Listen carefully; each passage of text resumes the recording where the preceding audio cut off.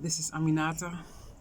I had said uh, after my last post that I wasn't going to say anything anymore about Black Lives Matter. Um, but something has come up that I do have to bring up.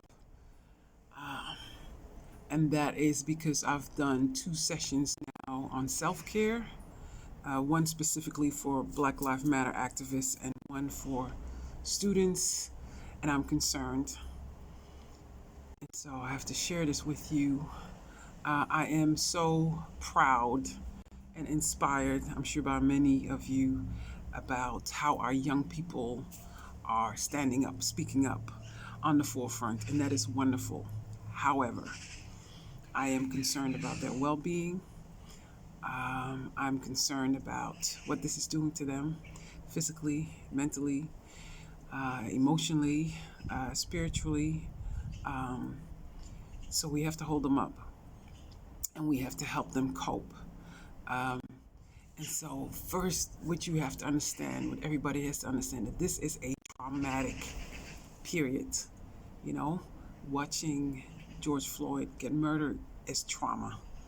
Um, on top of that, we have all those other stories. Watching people march in the street and being assaulted by police is traumatic. Um, and so on and so on. On top of that, we have this pandemic, which was already traumatic. So it's not just about people protesting and wanting change. We are also doing this in the context of trauma. And so even when there was protest in the past, like with the civil rights, there was no pandemic at the time, right? So the trauma is heightened. And on top of that, the coping skills just aren't there.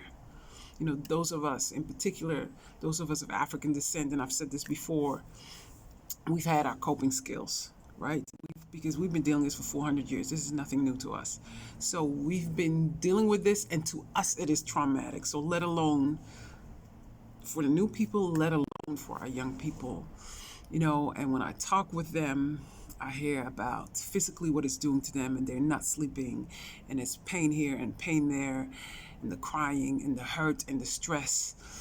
Um, and so, again, I applaud their fire and I applaud their passion, but there needs to be balance, and there needs to be nurturing, and there needs to be care. And so, the first thing I want to tell you, you know, I see the slogan, your science means something, your silence means something. Stop putting pressure on people. Um, Silence can mean many things.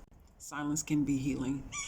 Sometimes there's too much of an overload and you need to withdraw into silence. So stop making people feel guilty about being silent. If they don't know what to say in that moment, it's okay to be silent. Whatever the reason is, give people that room. And so people who already are so involved and so committed now feel the pressure. I have to speak up. I have to say the right thing. I have to speak up all the time. You don't have to speak up all the time. You can speak when you're ready. You know, and not all of us have to be in the front line. You can be in the back. You can be quiet and still be part of the solution. That's another thing I hear. But I have to be part of the solution. I have to be part of the solution. And as I told one young lady, you know, part of the solution is that you have to show up healthy. So if you're not sleeping and you're not eating and you're stressing out and beating yourself up, you're not part of the solution because you're about to drop dead. So we have to be nicer to ourselves. And first of all, understand you are working in the context of trauma. You know, another person told me, you know, they don't want to tune out because I might miss something and I have to contribute and I have to be present. And so I explained to them, not only are you part of a movement, you're part of a movement in the context of trauma. So in order to function within that trauma, there are times where you have to withdraw, where you have to say enough is enough, when you have to say, I cannot take any more right now. So you can nurture yourself, refuel, and then show up back for the fight. You know, you cannot fight 24/7 in this traumatic context. So I've said trauma a whole bunch of times right now, so I hope it's getting through. To my young people out there, I'm so proud of you. I encourage you. I support you. I love you. But take time for yourself. Listen to your body. Don't just push beyond the pain and beyond everything else. Create that love for yourself. If you see it in your friends, pull on the bell and say, hey, maybe you need to slow down a little bit, need to back up. Did you eat? Did you sleep? Those, bring it back to the basics. Are you sleeping? A lot of you are not sleeping. If you have headaches all the time, if you have stomach aches, that is there for a reason. So learn to listen to your body and don't just ignore it. Because again, yes, we want you to be part of the solution, but we need you healthy. It's no use to us if you end up in a hospital, if you end up dead, because, let's make no qualms about this. You can push yourself to that limit. Take care of yourself, take care of each other. We are proud of you. We support you. Reach out, ask for help. Don't be afraid to accept help, and listen to yourself, to that voice that tells you what you need, because it's there. When you go too far, it's there. Just don't ignore it. And that's what I wanted to give to my young people in particular, and for us older ones, same thing.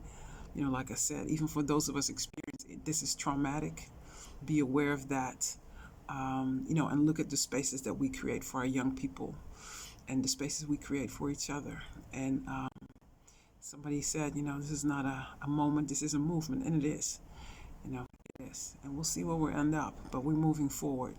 But let's do it in a healthy way so we can all get there. Have a great day.